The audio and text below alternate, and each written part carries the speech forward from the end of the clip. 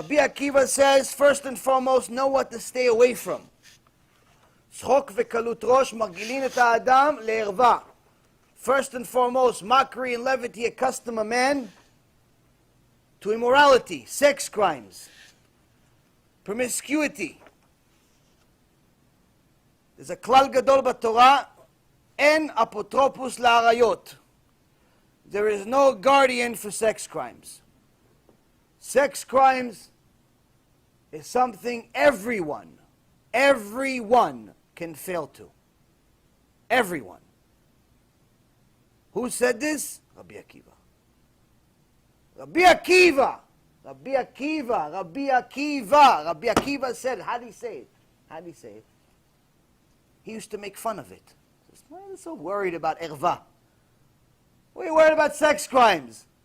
Got 24,000 students. Kedusha, Torah. According to Chazal, he reached a higher level of Kedusha than Moshe Rabbeinu. Moshe Rabbeinu saw in prophecy the future in Mount Sinai. He reached the 49th level of Kedusha. He says, Hashem, who's that? He says, that's Rabbi Akiva. And Moshe Rabbeinu sat in the class of Rabbi Akiva. And he sees that Rabbi Akiva is teaching halachot, teaching the laws of the Torah. How? From the crowns on each one of the holy letters. The crowns. We don't even know how to write a Hebrew letter the right way. He was teaching halachot, secrets. Secrets from the little tiny little dot on top of each letter that looks like a crown. Teaching laws from it. Moshe Rabbeinu says, Hashem, I don't understand what he's talking about. He started feeling bad about himself. Until Rabbi Akiva finished the shiur and he says, everything we just learned is from Moshe Rabbeinu. So Moshe Rabbeinu calmed down. But he says to Hashem, if you have somebody like him 1,000 years after me, why are you giving me the Torah? Moshe Rabbeinu said, why you give me Torah? Give it to Rabbi Akiva. Hashem says, be quiet. Be quiet. I give you the Torah. Certain things we know, certain things we don't know. Certain things are secrets are for him. Certain secrets are for him. Like it says in Deuteronomy, chapter 28, verse 27. Secrets are his. Why he decided to give it Torah to Moshe Rabbeinu, not Rabbi Akiva? Tells Moshe Rabbeinu, that's for me to know. Why was Rabbi Akiva's ending, his end of his life, so horrible, so horrific? The Reshaim, the Romans took his body and started peeling it like you peel an apple. We'll learn more about that Be'ezrat Hashem right before Tisha B'Av. Something we need to know. We need to know what it means, Esav hates Yaakov. Today is not the time.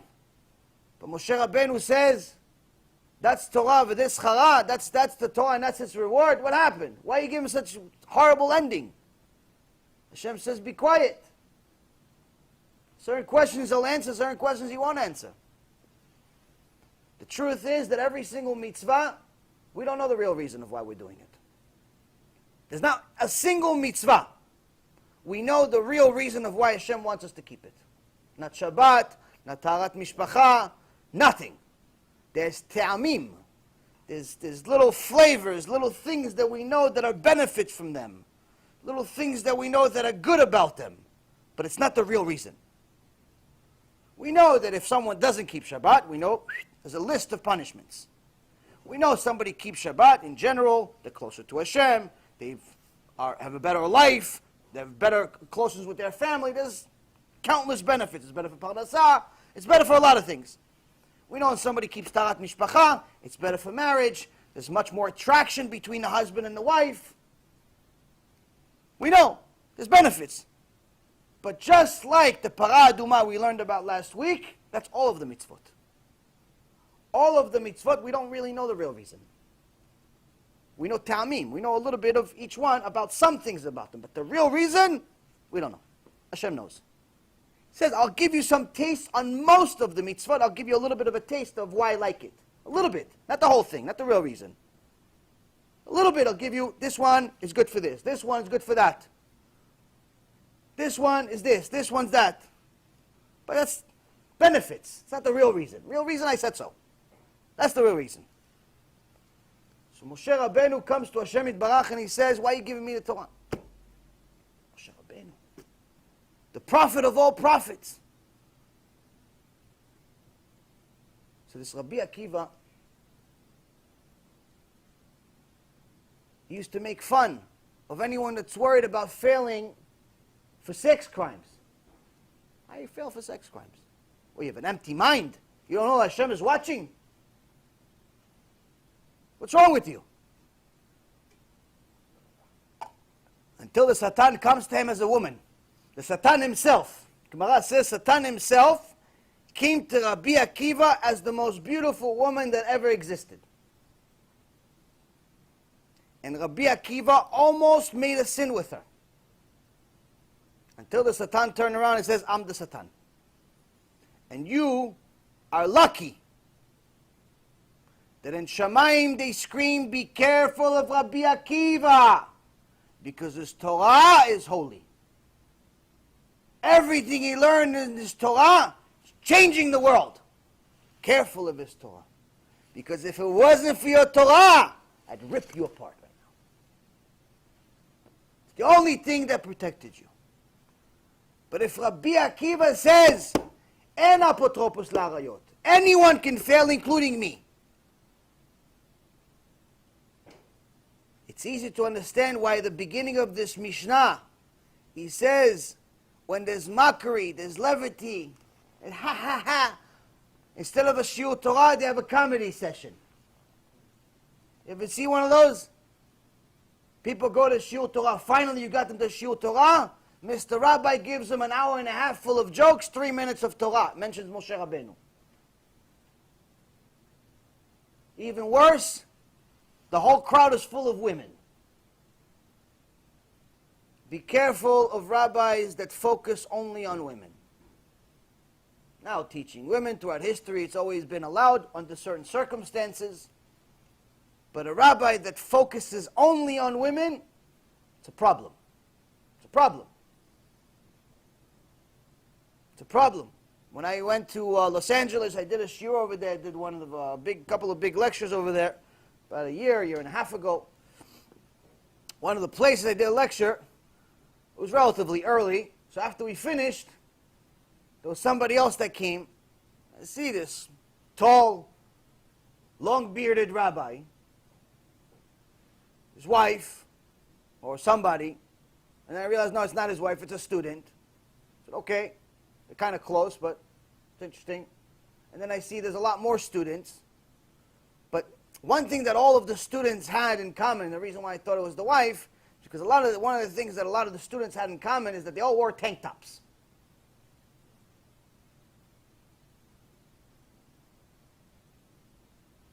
Now, how are you a rabbi, and you have 15 young women, and you're allowing yourself to teach them anything, when in reality they're considered naked? In reality, they're considered naked. You're not allowed to say Kriyat Shema next to them. You're not allowed to say Shema Yisrael next to them. You know that? But he's got 15 women sitting on the couch over there. You know, I was waiting outside for somebody for a long time, so I happened to peek in. It was all glass. And see, they're all sitting, lounging on his couches. And he mentions the Zohar and the Kabbalah once in a sentence. What is Zohar? What Kabbalah? Kabbalah stira you're going to get. You're going to get stira. You're going to get slapped in the face for teaching anything. Teach them how to wear clothes. Teach yourself how to close your eyes. But they're all laughing and joking and ha ha ha ha ha. Everybody's having a good time like it's a pub. Unfortunately today, there's a lot of these. There's a lot of these. There's these rabbis that go to different communities and they get the women. Oh, let's get you and all your friends. 15, 20, 30, 40 women together. And the guy, yeah, I'm going to teach you Kabbalah. I'm going to teach you Zohar. I'm going to teach you all these mystical parts of Judaism. I'm going to teach you Sgulot. What about teaching them modesty? What about teaching them how to keep Shabbat? What about teaching them how to eat kosher? What about teaching them how to put clothes on? What about teaching them that the wig that's 6 feet long is not appropriate? What about teaching them that? They're too busy telling them jokes. Rabbi Akiva says all these jokes, eventually they lead to GEHINNOM. All these jokes, all this cheerful ha-ha-ha behavior, you don't start watching your eyes as a rabbi, you don't start watching your eyes as a student, eventually you're going to fail. It's only a matter of time. It's a ticking time bomb. It's a ticking time bomb. Not today, not tomorrow, not next week. Eventually it's going to happen. I heard a story today from my Rav. Mamash, I tell you, if it wasn't for this shiur, I don't know if I would make the day. Mamash, it was Lamash, I almost lost my mind, I just lost it. But Baruch Hashem had mercy on me, I didn't lose it completely. There is a so-called rabbi in Israel who focuses on teaching women. And supposedly he's very, very popular. I don't know who he is. I wasn't told the name. But this is coming from a reliable source. This is coming from one of the biggest dayanim in the world. It's not coming from some guy told some guy. This is coming from one of the biggest dayanim in the world. He says, today, a woman came to me. A married woman came to me. And she says to me, I'm a religious woman, and I see she's a religious woman. She covers her hair with the mitpachat. She looks relatively modest, no problem. She says, I'm a talmidah, I'm a student of so-and-so rabbi. So far, so good. And she says, you know, I go to the classes, it's all women, 300, 400, 500 women, I don't know, there's a lot of women. It's a little easier to get women as students than it is men. They have less of a yitzhara for Torah. So, filling up a room, 300, 400 women, if you focus on it, you'll succeed. Question is, what happens after? It says he's very funny, he's very helpful, he's very this, he's very that. He's very popular. So far, so good. There's no problem with being popular. It says, but you know, I started talking to him and I told him I'm having a lot of marriage problems. I'm having a lot of marriage problems. And my husband is this and my husband is that. And he told me, you know what, I'm also having marriage problems. My wife is this and my wife is that. And you know, we became friends. We became friends after the lecture. We became friends.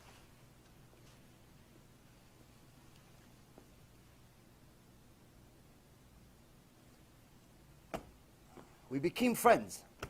We became friends.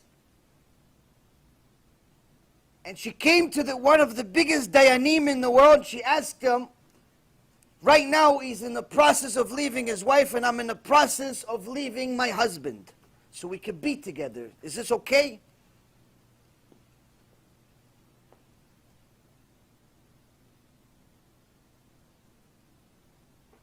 This is Churban Bet HaMikdash. This is Churban Bet HaMikdash. There's actually a story in the Gemara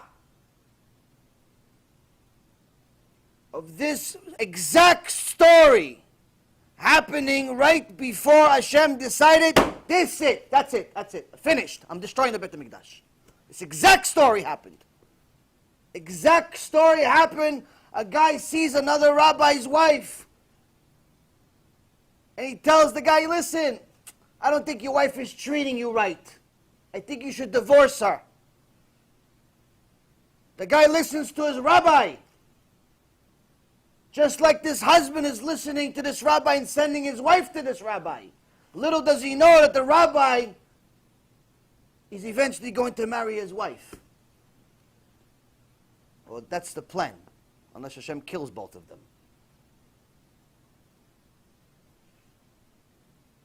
And this is exactly what happened. The husband leaves the wife, And eventually, because due to problems with money, he ended up borrowing money from this guy, this guy that told him to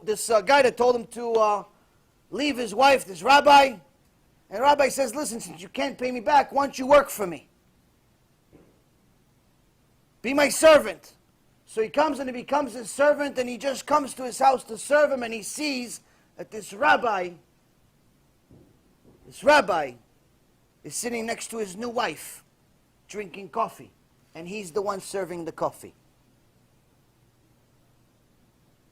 At that very moment, the Gemara says, Hashem decided, that's it, I'm destroying it. I'm destroying the whole thing. And if it wasn't for Noach, I'd destroy the entire world. This exact same thing is happening right now in Jerusalem. Same thing. Same thing is happening right now. You understand what's happening in the world today? You understand what's happening when you don't have Yirat Shamayim? You don't have fear of the Almighty. You don't think about, what does Hashem think of me befriending one of my students? A woman that doesn't belong to me, that belongs to another. Do you understand what happens when there's no Yirat Shamayim? Do you understand now? Do you understand why Chuban Bet HaMikdash happened? You don't need Tisha B'Av to learn this. This is happening. The Gog u'Magog is inside you. Just depends when you're going to let it out. Rabbi Akiva says, be careful of these jokes. Be careful of this funny rabbi that makes the women laugh. Be careful. Want to make a joke once in a while, no problem. Good, you're livening people up. There's even a Gemara about it. Start a shiur with a joke. But it says start a shiur with a joke, not a shiur of jokes. Start a shiur with a joke, not a shiur of jokes. You understand? Milah de bdichuta. One word of joke. One word of joke. Not a shiur of jokes. So the rabbis that are trying to make the women laugh, because women are easier to make laugh. They're easier customers. They're easier customers with humor. You want to get to a woman's heart, make her laugh. Rabbi makes a woman laugh, she loves him. She'll give him a mortgage if she can. And a Rasha rabbi will take advantage of it like it's happening right now. Be careful. Rabbi Akiva says, this is Choban Bet HaMikdash. And Rabbi Akiva knew, because Rabbi Akiva was alive at the time of Choban Bet HaMikdash. He saw it.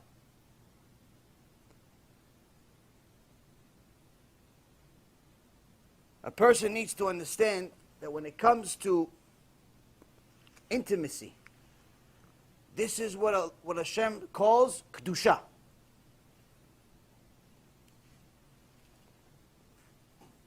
We learn a lot of the intricate details of arayot, intimacy, what's allowed, what's not allowed, from Hashem when He says to you, Kedushim, be holy, because I am holy. We learn from the Rambam in Sefer Kedusha. Sefer Kedusha in Mishneh Torah has the Ilchot Isurei Be'ah. Ilchot Isurei Be'ah is all about intimacy. Chazal understood the Yetzirah of intimacy, the Yetzirah of sex crimes, of arayot. It says no one is above it.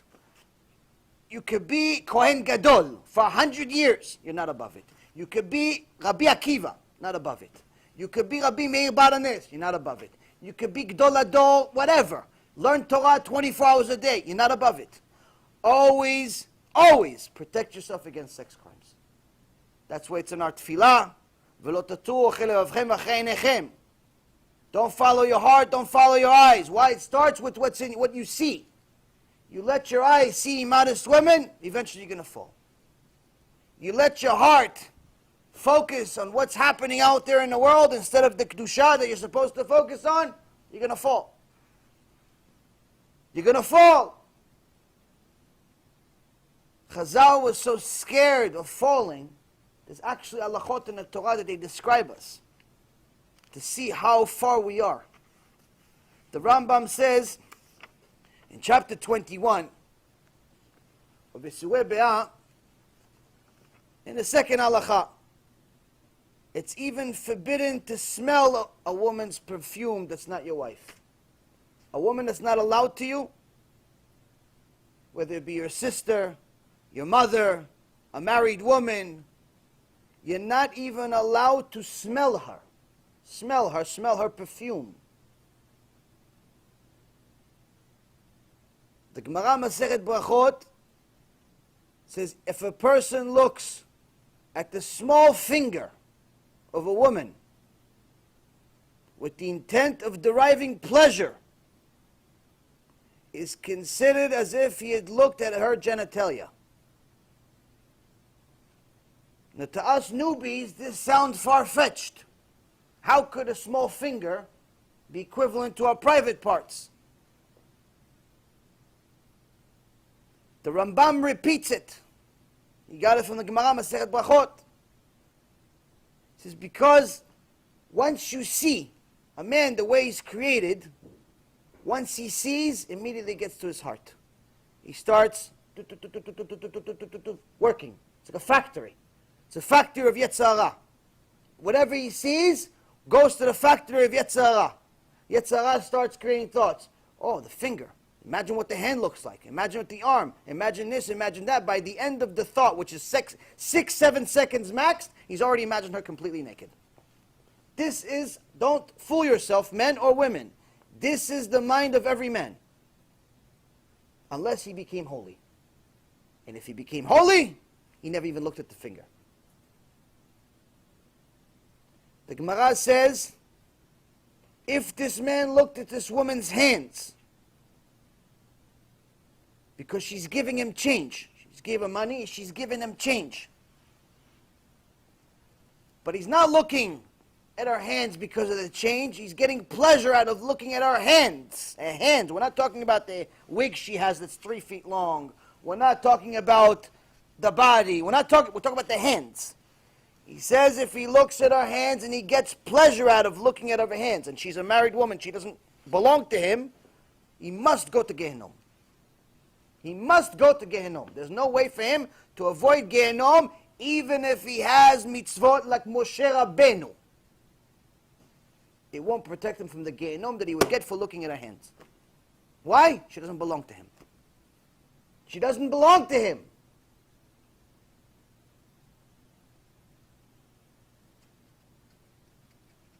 For all you men out there that are new, in the Sephardic culture, very, very loving and warm people. Ashkenazis is also warm in different ways. But Sephardis are known, especially Israelis or people from Morocco and different parts of Middle East, are known as very warm people. So they like to hug, kiss. When they see somebody, even if they saw him 20 minutes earlier, they see him, oh, yeah, hugs and kisses and all that stuff. We hear the Rambam in the 6th halakha, in chapter 21, 6th halakha, in Yisue Be'ah. He says, when a man embraces or kisses any of the women that are forbidden to him, as arayot, despite the fact that his heart does not disturb him concerning the matter, meaning it's his adult sister, so he's not attracted to her, it's his mother's sister, or she's too old, it is very shameful and forbidden, and it's foolish conduct. It's maaseh tipshim. Only a fool kisses or hugs a woman that doesn't belong to him. Only a fool. There are leniencies when it comes to somebody's mother, but as far as his sister, if she's married, as far as his aunt, even if she's 90, only a fool. Why? Your Yetzer Hara factory doesn't stop working at 90 years old. It doesn't stop working because she's your aunt, because she knows you since you were little. It doesn't work. It doesn't stop. It starts there, it goes farther.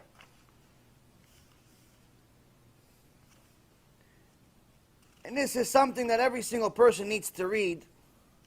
It goes on and on, but it gives you guys an idea of the different fences around the fences that the sages put to protect us. That's why he says this before we talk about the fences of whether the fence to protect your wealth, the fence to protect your Torah, the fence to protect your wisdom, the fence to protect your freedom. Before we talk about all the fences, let's first talk about something worse than all of them. First and foremost, understand none of the things are going to succeed if you keep failing for sex crimes. You keep hugging every one of your old classmates that doesn't belong to you, that's not your wife, that's not your husband, because you want to be friendly. Everybody wants to, no, he's just my friend. I know him since he was 6. Okay, he's 36. And he's married with kids, and so are you. When he was 6, you could hug him. Now he's 36, you can't.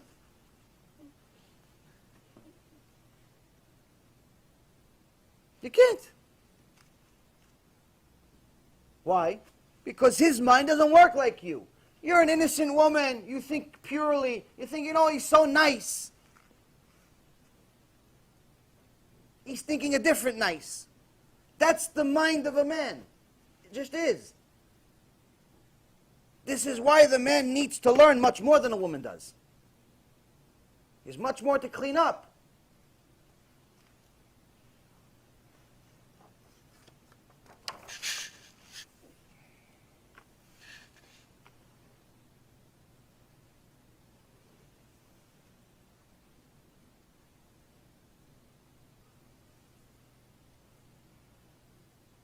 So after this,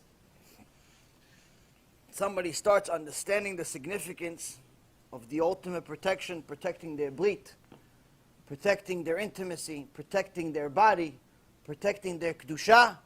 Now you have a chance of being holy. Now you have a chance of being holy. You can't protect your intimate relationship. You have no chance. Why? Hashem put a lot of the things, a lot of the reward, a lot of the shefa there. So now, for all of the fools that like to make fun of different things on the internet, oh look, he's talking about wasting seed again. Oh look, he's doing this. Oh look, he's doing that. This is the worst thing in the world to make fun of. Why? Because it's outright a war against Hashem. The fact that most American or English-speaking rabbis don't talk about wasting seed, don't talk about these types of things, is unfortunate. But it's a very significant part of the Torah. Why? Because the beginning of being holy. There's connecting to Hashem, which is Yirat Shamayim, but there's making yourself holy. Hashem says, be holy because I am holy. Rabbi Yaron who put together the Mishnah, he was called Rabbi HaKadosh. Rabbi the Holy. Why Rabbi the Holy? Because his entire life he never even touched or looked beyond his stomach. He never looked at the bottom part of his body. Looked, forget touch. Never touched, never looked at it. Why? He says it's not necessary. It's not necessary. I'm too scared of sinning. Too scared of sinning if I only look at it, let alone touch it. He understood, but the sages were so worried about it, they didn't just put it there for no reason. Hashem didn't mention it so much for no reason. When you're with your wife, there's a time for joy. Enjoy your time. It's supposed to be that way. It's supposed to be joy. It's supposed to be amazing. But there's a time and a place. As a Jew, you're also not allowed to have intimacy anywhere. A lot of people, they think that they're like dogs. You can just be intimate everywhere, in the car, in the movie theater, in this one, the theater, in the plane. They make, in the secular world, it's like people are proud about stuff like that. They give names to it, all this. This is animals. This is not human behavior. Animals, they do things everywhere. Why? Because they're animals. Humans are not supposed to do that. So if we start acting like animals, don't be surprised if Hashem judges us like the animals. Animals have no share of the world to come. Shem Yirachem. You understand? The dog that you like that's cute and everything, he doesn't go to Olam Haba, even though he's cute and everything. He doesn't have Olam Haba. I've heard enough. New arrival screams, echoing through the hallway to know that this ain't good. Once they pass them through the infierno, they don't come back. It's enough to make you go crazy.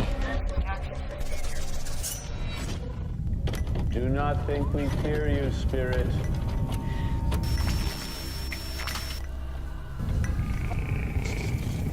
We know your power is born of evil. This is your last night in the land of the living. You understand me, malevolent demon?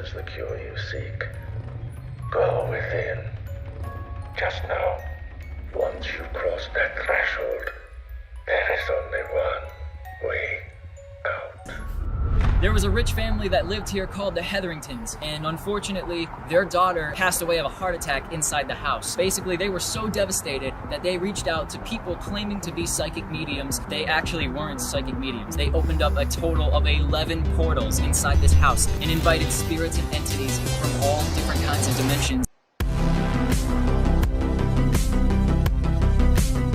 Well, I think there are certain pieces of evidence that there is an afterlife. Resurrection of the dead is affirmed pretty clearly in the Talmud and the Midrash. To be honest with you, to give this lecture is a nightmare. If it was up to me, I wouldn't. There's going to be some graphic details. This place is a maze. That person after death went to a place called Sheol. This is by far the largest near-death experience study that has ever been conducted. People go to a place and they experience weird things. And sometimes they actually will see a character of some type. Well, where did that come from?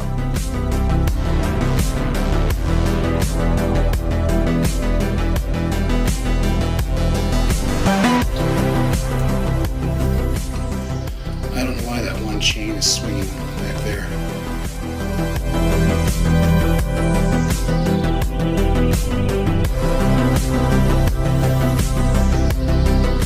They may describe feeling profoundly peaceful, seeing a bright, warm, welcoming light.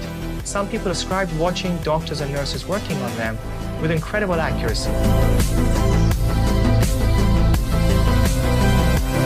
Next thing I knew, I was above my body watching the operation. How long did you feel like you were gone? I went to a place of timelessness. And so what that means, it could have been a second, could have been 5 minutes. I don't know.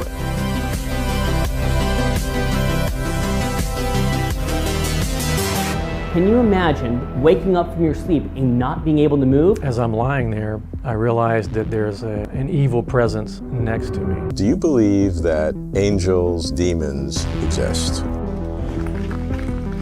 Holy dude, get out of here! Oh my god, dude! Strange things keep happening. Bizarre nightmares, as if I'm on fire. Whoa, what the hell is this? Man, I've got bad chest pain. Satan's Hollow is what it's called, the portal to hell. Some people calling it an eye of fire, while others said it looked like the portal to hell opening up.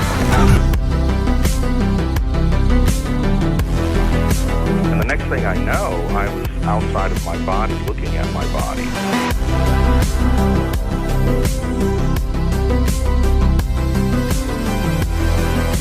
What I'm going to do is called claromancy, the art of throwing lots or throwing bones. 2,000 years of experience, passed down, recorded, of how demons work. God has them all on a leash, and he lets the leash go enough to let them tempt us, because that's what makes us spiritually stronger.